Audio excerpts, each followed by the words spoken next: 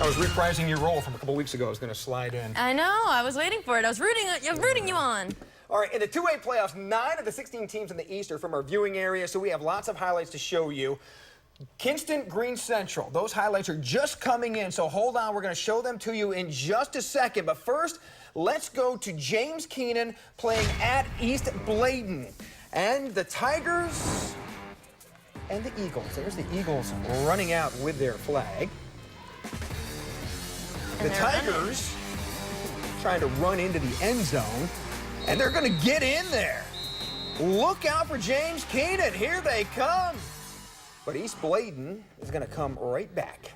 And the Eagles fly in, and from Elizabethtown, the final score, James Keenan gave them everything they wanted, but East Bladen survives and advances 39-33. All right, as promised, those Kingston Green Central highlights. Green Central hadn't won a playoff game in a decade. They were 0 for their last 9, but they were fired up in Kingston tonight as Javon Edwards looking and breaking tackles, the former Bethel Christian star, down in deep inside the 10-yard line, and that's going to set himself up for the score. Green Central would go up 21-0 on Kingston. Yeah, they are pretty excited.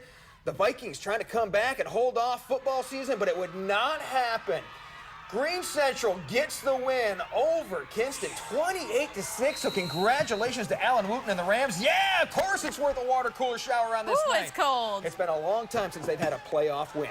Goldsboro traveled to the Corral to take on Southwest Onslow. The Stallions had won 7 in a row, and it wasn't really a good start for Southwest, as Brody Morton has a small window but connects with Dorian Rogers, and they go up 6-0 over the Stallions. So Jeff Whitehead getting his defense pumped up for the second half, and he did just that. Josh Solis with the interception, and that sets up a Caleb Mahone touchdown run. Freight train!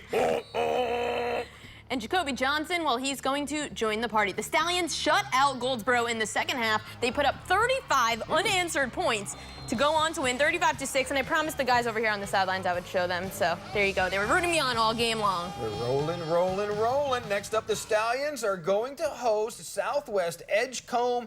The Cougs beat Hereford County 34-13. Other half of the 2A bracket, Aiden Grifton made the trip to Wallace Rose Hill, where the 3-time defending 1AA state champ Bulldogs moved up in weight class this year. They met at Legion Stadium, one of the greatest places to watch high school football. And Paul Cornwell knew his team would be at a speed disadvantage. That's because Wallace has Desmond Newkirk.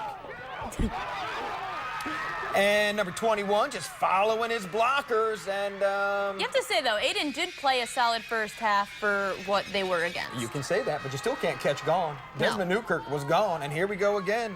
One more time. Wallace this time trying to go to the air. And that's pretty easy. Nick Dobson with a touchdown catch. Aiden Grifton trying to get going, but lost the luggage and scoop and score by Patrick Ferrier. Wallace Rose Hill gets the win over AG 42-3. Next up, they will play Bedingfield. The Bruins hosted Farmville Central last night, and the Jags trying to atone for an earlier loss to the Bruins. Jay Lavazel, Hassan Pfeffer Incorporated. He finds Brian Reed.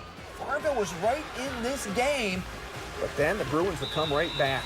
Check out Jaleel Hutcherson. He's going to get behind the defense, and Bedingfield's going to get the win, 23-12. So next up, they get Wallace Rose Hill. They'll get to host the Bulldogs. How about Bertie made the trip to Elizabeth City to take on top seed Northeastern. Rematch of a game the Eagles won 49-6 thanks to Malcolm Shields from the Daily Advance for these highlights. And it would be all Northeastern in those green pants and golden helmets. Notre Dame-ish, as they are still undefeated. They get the win over the Falcons, 55-0. So Northeastern, the favorite to go to the state championship game out of the 2A East. Next up, they are going to host Clinton, who beat First Flight 21-15. So another long trip for Clinton next week. More highlights coming up on the Blitz.